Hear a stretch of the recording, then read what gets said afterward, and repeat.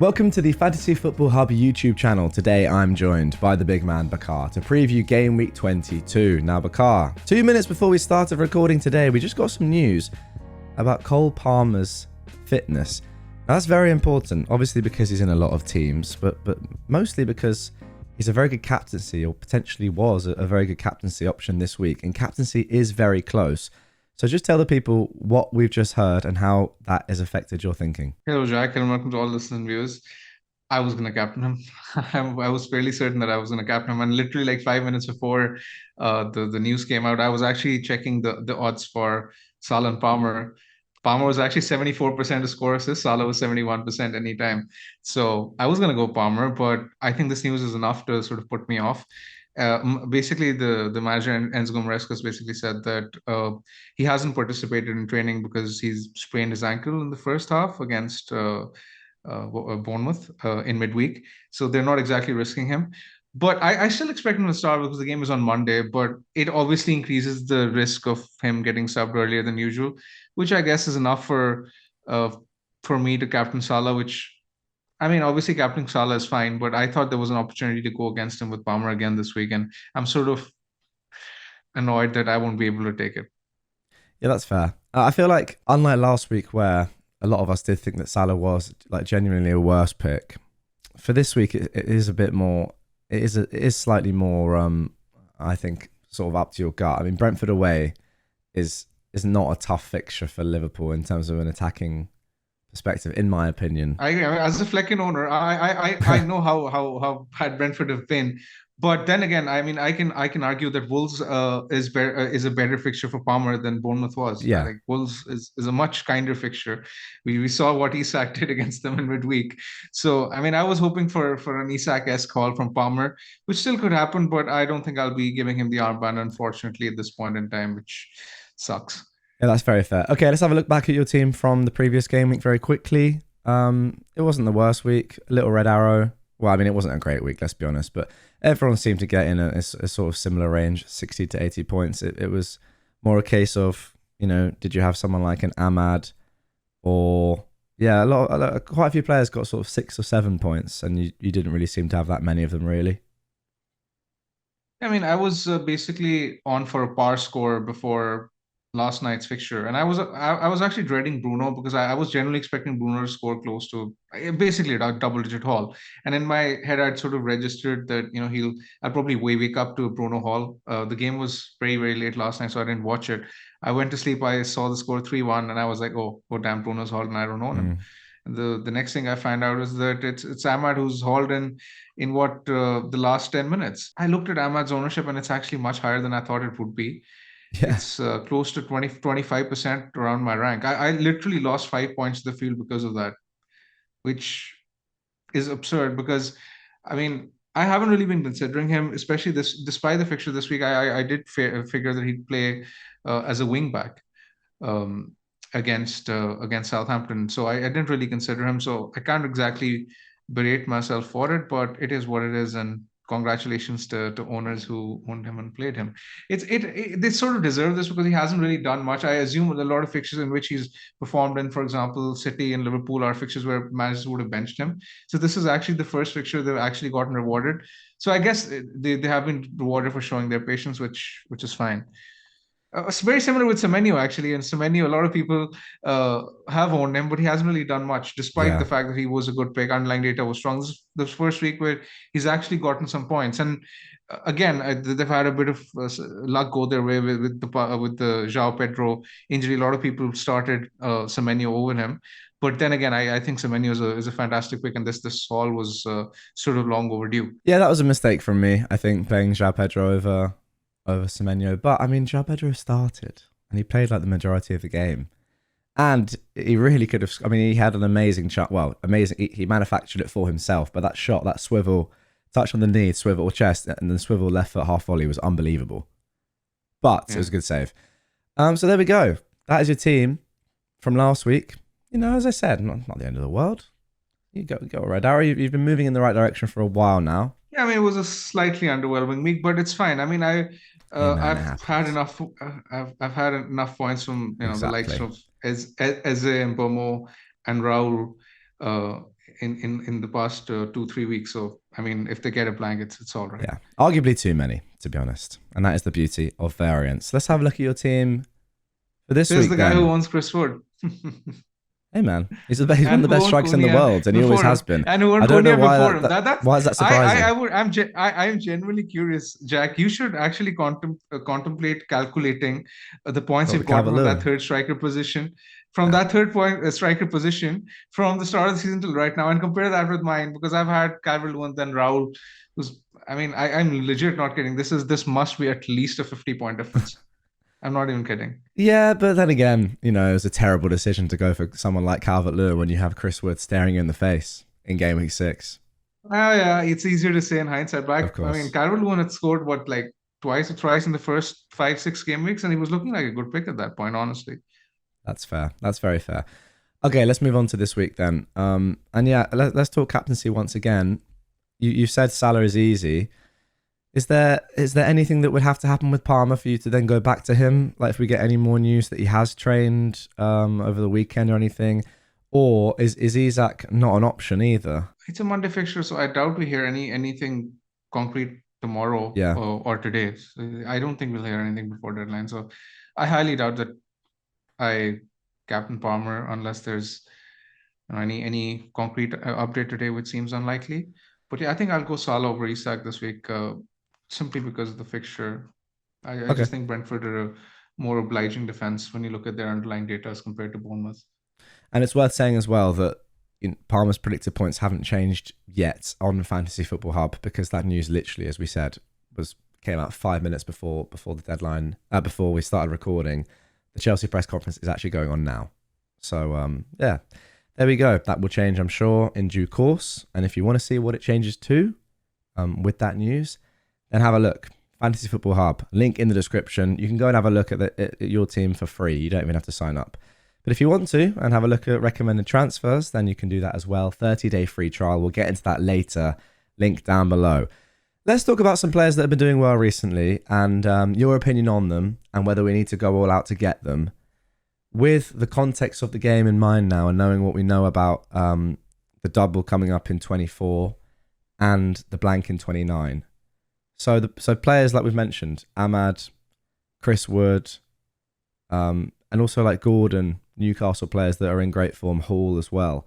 What do you think about these players? What do you think about spending transfers, I should say, on these players compared to rolling and waiting for 24 and then looking at players that are definitely going to play in 29, which is that blank game week? I think this is an excellent question, Jack, and I think this is something a lot of FPL managers have been contemplating, especially people who don't own board Ahmad, Gordon, Hall, all these guys. My thoughts are exactly the same as they were last week, and I have a very sort of strong opinion about this, that saving a transfer, if possible, this week will be very, very useful in the times to come.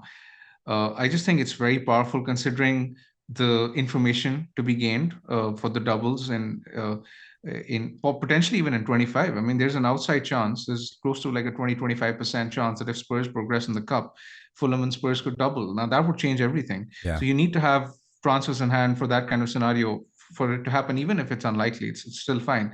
And even if it doesn't happen, then you can use them later. For example, we'll need the transfers to use on the I forgot the game week 24, the double game week 24. A lot of people don't have triple Liverpool like myself. I need another transfer to get to triple Liverpool.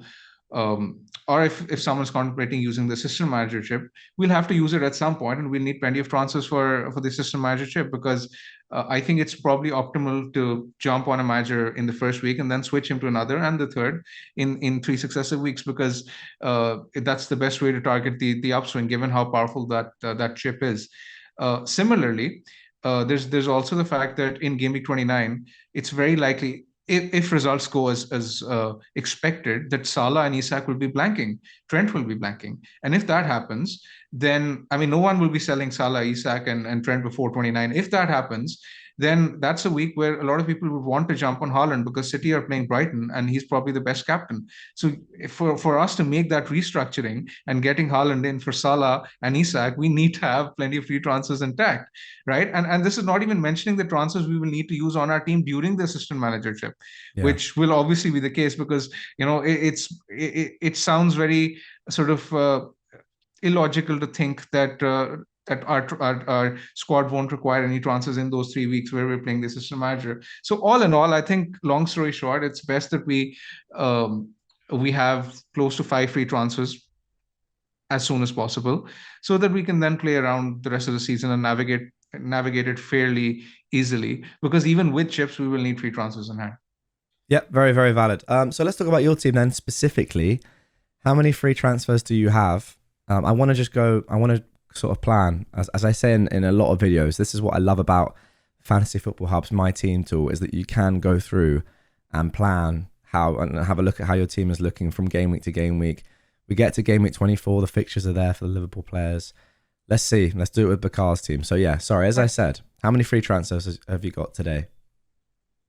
Jack, I have 3 free transfers. I would just like to add another Ooh. point. You mentioned specifically about Gordon and Oh yeah. yeah, earlier you mentioned specifically about Gordon and Chris Wood and Ahmad. Uh, I would contemplate considering a transfer if the alternatives weren't good enough. But for example, a lot of people own Semenyo, Rogers, let's say Raul Jimenez, Solanke, João Pedro, Fernandez, Mbomo, Odegaard. I mean, these are still very strong picks. They're not exactly bad picks. So I don't think it's worth selling good assets for other good assets, because I just don't think there's a huge difference between them. I think that is backed up by the predicted points here as well. Yes, And that's why I want to be saving my transfer this week. Yeah, they're very close. I mean, I've got Semenyo. There's no way I would ever consider selling him to Ahmad. It's just not worth the transfer in my opinion, especially when you look at Semenyo's fixtures from 25 with that game in 29 that is. Why are you smiling at me? You know why this is bringing a smile to my face? Why? You know the exact reason. I don't know. Because this you have a very short memory, Jack. Because this very deadline, at like 2 days ago, you texted me that you're selling that useless bum Semenyo from your team, and I actually advised you to keep him. I didn't. Okay, first of all, you mentioned him. Just for the avoidance of any doubt, I've been horribly misquoted there. Would never say horrible bum about my mate Semenyo. Secondly, yeah, he's been poor and he scored a goal, right? And he won a penalty. Well done to him and his family. I hope they're happy and proud of him. However, I did contemplate the fact that I could sell Enzo Fernandez instead of him, which clearly was a better move. But there we go. Right, okay. So that's a fair point. I think the thing with Newcastle players that is a little bit tough, and seasoned veterans of the game might think, Gordon, Hall doing so well, but 29. Is that not just too far away right now? I know you're saying role transfers, etc., but they're doing so well. I mean, forget about 29. The point is that I mentioned that there are other picks who are performing equally well, right? I haven't even mentioned Gameweek 29 blank for them. So I mean, irrespective of that, that's just another minor reason not to sort of go for them. Even though the next 3 fixtures you'll probably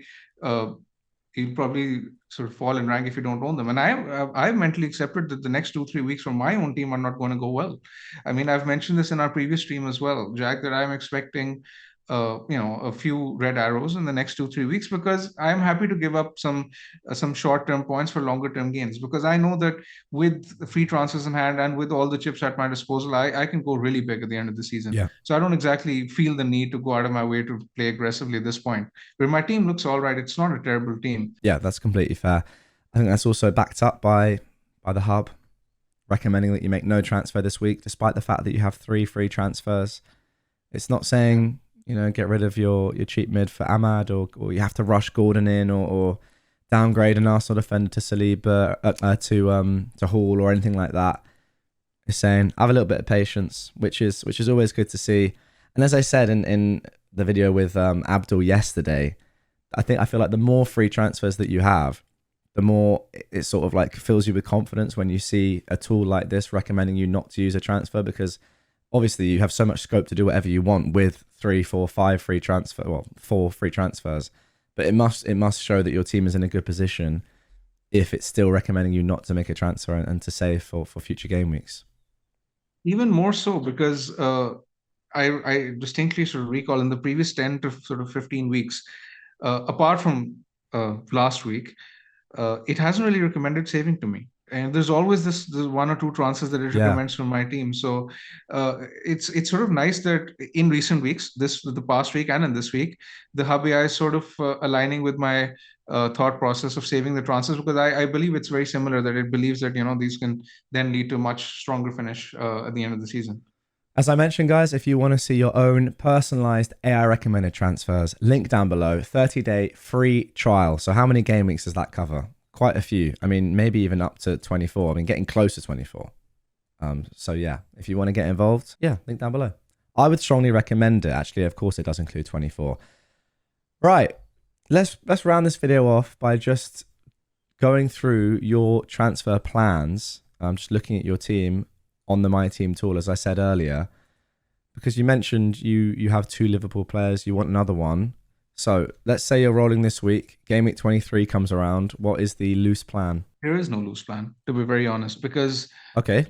I mean, there are a couple of transfers that I might consider. For example, I could get in Solanke, because Spurs have Leicester at home next week, and I think that Solanke could do really well, funded by let's say an Arsenal defender downgrade. But then again, And he scored last game I week think as well.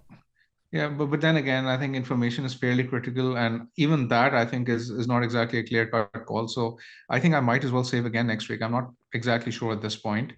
But I guess the players I am targeting in the coming weeks will be a Liverpool defender. I don't think I'll go for attacker, because the minutes just seem up in the air, and I'm not willing to accept the risk. Also, there's a reminder that there's a cup game between the first match of Liverpool in Game Week 24 and their second match. So that's like 11 days apart. There are 2 matches. So I don't think I want to take the risk with their attackers when their minutes are so unpredictable. Right, okay. I just feel it's a bit sort of counterintuitive when their defense is expected to do really well. I know they haven't really kept a clean sheet in a few weeks, but their defensive data has been very, very strong, and I'm expecting them to keep a clean sheet soon. Um, but maybe not this week, because I'm almost gonna haul, I hope, but soon. So yeah, I think I will go for a Liverpool defender. Maybe I was looking at Allison a few weeks ago, but maybe I can get Pickford in. Yeah, I mean, someone of Allison, Pickford for the double, or maybe Konate. But again, Konate sort of needs to prove his fitness. He came off again at the 60-minute mark against Nottingham Forest, which was. It was, I mean, it could be game state, because Liverpool were behind, but it's not exactly what you want to see, right? So, but he's still in my thoughts. If he plays 90 this week, then yeah, I might consider him next week. And if he's not an option, then I might just go boring with Virgil van Dijk. Yeah, I've just made the transfers for you in game week 24 of Konate in for Saliba and then Pickford in for Flecken. And it does make the team look very, very strong. Very strong indeed. And then you still have you'd have 4 free transfers for the next week as well, which is crazy. So you're carry that is if you'd make no transfers up until that point, because you'd have 5 here, and then you'd then carry 1 and have 4 for game week 25. Very strong. This is this is why I really, really want to save this week. So again, just sort of backs up what I'm trying to say. There we go. That's going to do it. Yeah, I'm definitely going to be rolling this week. I mean, unless something crazy happens, and it's going to feel nice to roll, having made 2 transfers last week. So I'm trying to get up to your levels of 4 free transfers. 5 free transfers would be unbelievable. Also, like, kind of cool in the history of FPL to have 5 free transfers. I think that's got to be done at least once this season, just because why not? It's part of the game now, isn't it? But there we go, mate. Thank you very much for your tips and advice, as always. We'll have to wait and see if we get any more news on certain players before the deadline, although, I mean, it is tomorrow.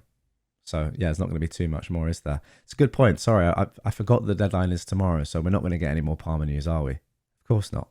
That was silly. Let me know in the comments down below. I hope you've already abused me for that. Thanks for watching, guys. Good luck this game week, and we'll catch you on the next one.